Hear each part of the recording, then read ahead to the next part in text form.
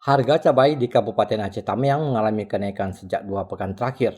Kenaikan tersebut terjadi pada berbagai jenis cabai, yakni cabai merah yang biasanya Rp30.000 sekarang menjadi Rp50.000 per kilogram.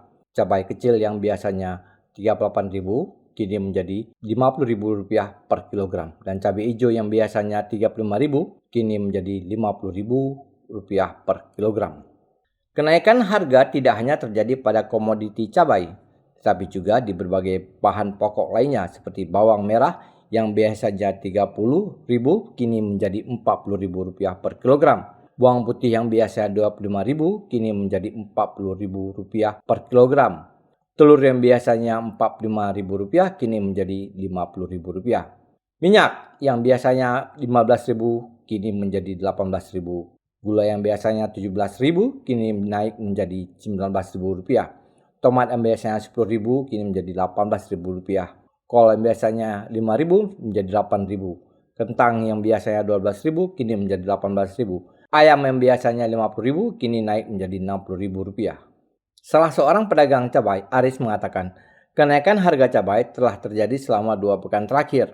Menurutnya, kenaikan harga cabai ini karena stok cabai di pangkalan mulai menipis. Dan hal tersebut membuat ketersediaan stok untuk masyarakat mulai terbatas. Dari berapa itu, Bang? Dari harga 40 jadi 80. Kalau cabai hijau sendiri, Bang? Hijau dari 30 jadi 50. Kalau rawit ya, Bang? Nah, rawit 40 jadi 60. Sejauhnya barang ada nggak? Kosong.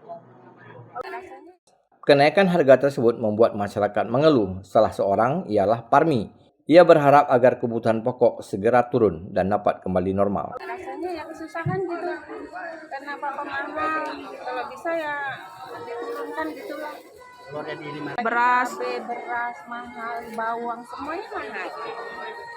Jadi berharap ya mohon dituruni lah gitu, jangan mahal-mahal.